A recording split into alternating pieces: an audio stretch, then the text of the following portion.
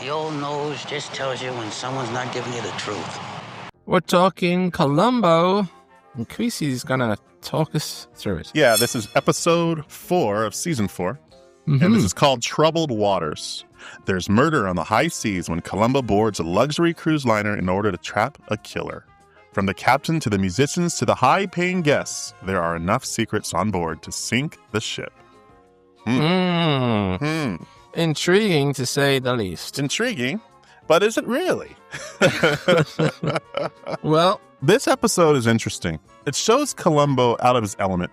He's not in the city. He's not driving around rich people's homes, trying to find out where they live and everything and try to solve a murder. He's actually on a cruise ship. One of the things you messaged me after you watched this episode was that it was very far-fetched. Do you remember this episode at all? Yeah, well, let me start by saying that this episode here is one of the, what can I say? It's a trope. It's a TV trope. And every TV show like this has a gimmicky episode where the main protagonist goes on holiday, and wouldn't you know it, there's a crime suited just for he or she on that said vacation. Yes. It's happened with Sherlock Holmes. It's happened with Captain Picard. It's happened with everything. They go on holiday, and wouldn't you know it, there's something that they can do. You know what's funny is actually this is the third time it happens to Columbo. The third time? Or this might be the second out of the 3, but he goes to London. Let's name the 3. So there was an episode when he goes to London in season 2. Yes. And there's also an episode where he goes to Mexico in season 5. And so this is season 4, so this is the second time out of the 3. But each time it's just a coincidence, and that's one of the major things I wrote down here was coincidental. This episode's just full of so many coincidences. Yeah. It's just, this is the reason why it's so far-fetched. Yes. There's absolutely no way this man could commit this murder. Yeah. All TV shows and movies, they all rely on something called suspension of belief. Suspension of belief, thank you. Yeah. Suspension of disbelief. There you go. Suspending disbelief. Anyway, you get my point. And some episodes achieve it better than others. This one didn't achieve it for me. I wasn't buying it. But, I take it with a pinch of salt, and all of these things, especially the 70s, and not that that's an excuse or anything like that, but I don't know. I don't like that type of trope anyway. I tend to check out every time I see one of those episodes. Even the Sherlock Holmes one with Jeremy Brett pushes it. I mean, they're on a remote island, and there so happens to be a murder. I know which one you're talking about. And I actually, that's a really good episode. It's a really good murder, and it's well written, but it is a contrivance. Yeah. I think that's the key word for me. It's like, I don't like these contrived episodes. What's a shame about it, too, is that the acting in this episode is actually it's top-notch. I actually do like the actors. There's nothing different. There's no difference in the level of acting. Right. And everybody gives their all. From the antagonist, which is Robert Wagner. And also, you also have Columbo, Peter Falk doing the same thing. And he hasn't got quite to that point where it's just over the top Peter Falk, which happens later on in the season. Yeah, I'm sure. But you also have the victim, Poupée Bocard, I believe her name is. Yeah. And she's very buoyant. Very buoyant. Let's say. She can float. Yeah, probably a good swimmer. Which is a shame because she was shot. Oh man, but that Volare, oh God, I can't stand that song. She sings that for days, and it's just like, Volare. Oh, no, stop. Stop.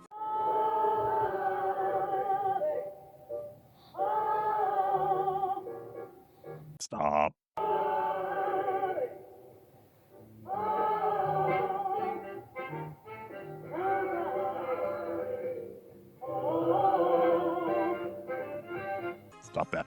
But anyway, you also have Mr. Eyebrows himself. What's his name? Dean Stockwell. And his eyebrows are on fire, literally. I thought they were on fire. Yeah, I mean, I knew he had bushy eyebrows, but he did something to them. I wonder if he actually brushed them out. He probably did. Did it deliberately to look so... Looks like his character from Dune from 1984. A little bit, yeah. Yeah, he looks kind of...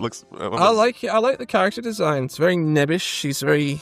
he looks so different from the Playboy Dean Stockwell in the 2 seasons previous. What's the name of that episode? That episode is The Most Crucial Game with Robert Falk. Robert Culp. I thought it was called Ice Block Ouch. But there you go. Yeah, I think I'm going to trust Creasy's memory on that. But, again, talking about the coincidences, you said it earlier, it's a contrivance to have Columbo on board. And it's like all of a sudden the murder happens when he's there. And it's his ballpark, basically. That's really too weird. You also have one of the first clues that he finds, and he feels seasick. And he ends up going to the doctor. And when he's in the hospital clinic that they have on board, he actually finds the feather on the floor. Oh, yeah. And he's like, okay, well, what's this feather for? And he notices that there's a door next to the feather, which is that's where the murderer is staying. Yeah. Right? It's just too many. And it's like all of a sudden, okay, well, from that moment on, which is like 20 minutes into the episode, you kind of know, oh, he's the murderer. The guy in there is the person that killed him. The way, because I didn't know what he was looking at first, and I was like, oh, it was the feather, and it was the feathered pillows. Mm-hmm. I was like, oh, come on, man. I mean, it could be, they're out at sea. It could be feather from a gull. It could be feather from a woman's hat. It could be feather from a kid's, I don't know, plush toy or something. The fact that he spotted that, it's like, wow. Yeah. But, yeah, that was too far-fetched. Too far-fetched, for me. Yeah. I mean, all of these things have a little bit of that, but like I said, you just don't reach that suspension of disbelief as easily in this episode. It's like, I want to give it a pass. You do give it a pass because it is Columbo, even though it's not a good episode. It's still better than the average. Oh, of course. It's still enjoyable viewing, but it's definitely not up there. I don't know what the name of this, the big, pompous British guy actor is. I don't like him. Oh, Bernard Fox. Well, there you go. He's the purser. You don't like him? Actually, I don't mind him. He always plays like fools. He always plays the same sort of like pompous stereotype. Well, he's typecast, that's why. But I'm sure there are black actors from back in the day that, like, you feel don't do the cause any favors. Yeah, of course. I get it. I understand. He's like British face for me. Okay. It makes me cringe. I don't say the same about any of the other British actors like Patrick McNee. I gotta say, Patrick McNee, for me in this episode, does not. He doesn't fit as the captain of the ship. He doesn't. He's playing. I don't know. To me, it's just he seems like a bumbling idiot. When this goes as the episode goes on, and it's just, to me, it's just a little bit. It doesn't fit the role. I think you said miscast. I think he could pull off the role of a captain. I just don't think the writing is very good for him. There you go. Maybe that's what it is. I agree with you. I think like some of the dialogue that the captain comes out with is really bizarre. It's just like, why are you bad tempered? You called him in here, right? It was your idea to bring in a detective. Yes, who happens to be on board, vacationing. Can you do that? I don't even think that's legal. I don't think so either. Who knows? Would you do that? These type of questions are going through my head, and then it pulls me out of the episode. That's the problem I have with these types of TV shows. Although you can do that with a lot of different TV shows, and also with Columbo as well. You can pull out so many different things. This whenever he's like out of jurisdiction and stuff like that, I always think, well, there you go, game over.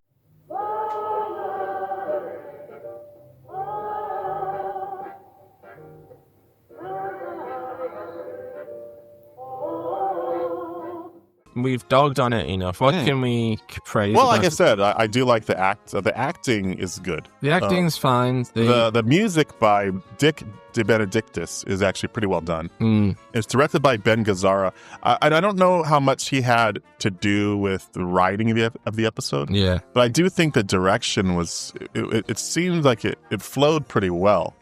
I do like cruise ships. I went on a cruise ship before, and I do like that. But I do like that aspect of it. But it doesn't fit Columbo, in my opinion, and it just makes it. I guess cheapens the character to me a bit. I think you've hit it on the head. I think you're right. It doesn't fit. No, and that's the problem. Columbo's a workaholic, and I don't know. I think it would have been better if they had thought of a different reason for him being on the ship. But I do have to say there's one thing that really is very, very good about this episode. Okay. And at the very beginning of the episode, you'll miss it if you don't pay attention.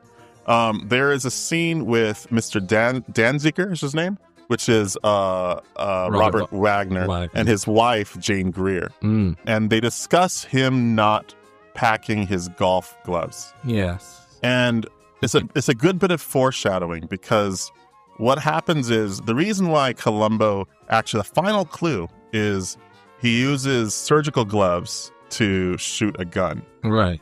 And it leaves imprints inside. Surgical gloves leave imprints inside when you wear the gloves, whereas a golf club gloves will not. Yeah. So his point was that his wife was supposed to have packed them, but she figured, you can just buy them in Mexico. And unfortunately, that's what he was going to use to kill Popeye Bokar, her character. So that was a really, really good bit of foreshadowing that I didn't catch until this last viewing that I had. So it was really, I thought that was well done.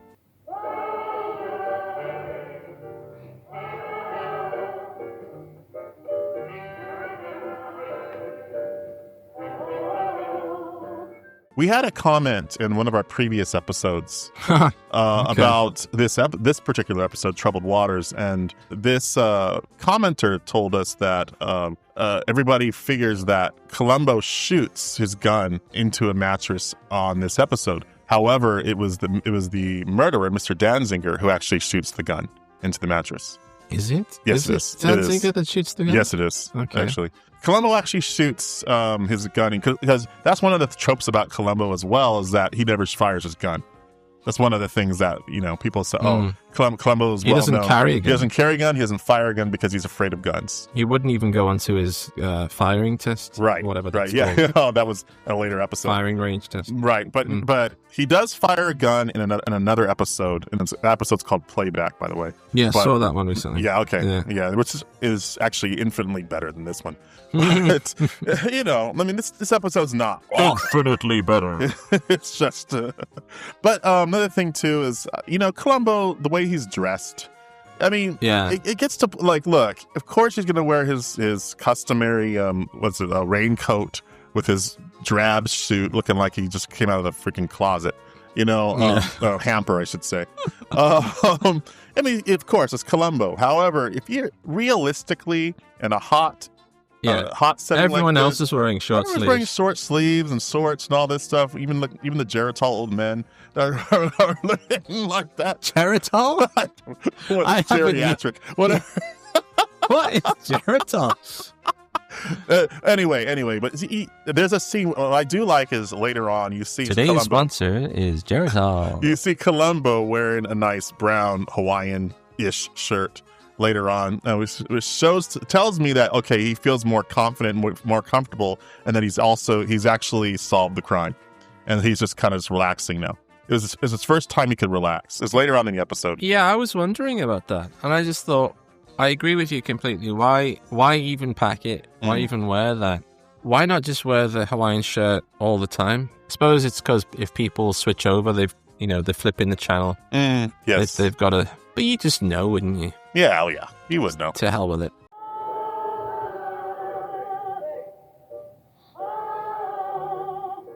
It's a bit of a drag, all in all. How would you rate this episode?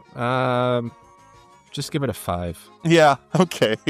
It's not as bad as the London episode. It's not Poppy Boobcar or whatever her name is Popeye Bokar, man. Well, do we know that's how it's pronounced? I mean, do we know it's Popeye? Popeye. I don't know. Great Poupon, whatever her name is. Oh, come on. Well, anyway. Be nice. I am nice. I think she's wonderful. She's one of the plus points. Got a couple of plus points.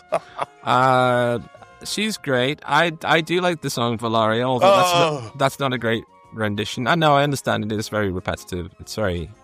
it is irritating. I'd agree. There's one more thing that's irritating is the really bad dubbing. There's a lot of scenes that it's just like, oh my gosh, like ADR. The ADR is awful. Yeah, awful. Yeah, there's a lot of bad ADR. Volare is one of the scenes. There's another scene where Robert Wagner says, actually, that's one of the plus points to me in this episode is the fact that a lot of it is location filming, which I love in any whatever I'm watching. The more location you can get, the better, I say. I agree. Unless there's a few exceptions to that, but whatever. I love when Columbo's walking down a real street. It's a real place. I just love it. I love that time capsule thing. And the first few moments of people getting on the ship, that's great. I love to look at all that. Well, I saw you were laughing over here. You were chuckling because you were looking at the fashions. Oh, the fashions and the choices and even the hairstyles. Oh, yeah. I've never understood the 70s, like, yep, I've washed my hair now and that's it. I'm going to comb it and then that's it. It's like, put some volume in that hair, for God's sakes, man. It's like, if you don't have much hair, you've got to put some hairspray in it or something. Don't just leave it. It looks awful. I mean, talking to somebody that doesn't have hair like that, I don't get it. For me, it's just like, whatever. Just shave it. I'm good. I think, I don't know if I give it a 5. I think maybe a 6, I would say, for this episode. There's plenty of other ones that I do not like. This one I can actually enjoy a bit. And a lot of it's because you mentioned the hairstyles, the fashion, the environment. I do like it. It's just, for me, it's Columbo as a fish out of water, and I don't really like those type of stories. I like Columbo being in his element. I like him being in LA with all those rich people and all that. I like that. That's what Columbo's about. Yeah. So, well, that's those exact reasons are why I give it a 5 for me. Yeah, it's just one of those novelty episodes that every TV show has, and so whatever. It's just for me. Well, land ahoy, Creasy. We've circumnavigated those troubled waters very well, I'd say.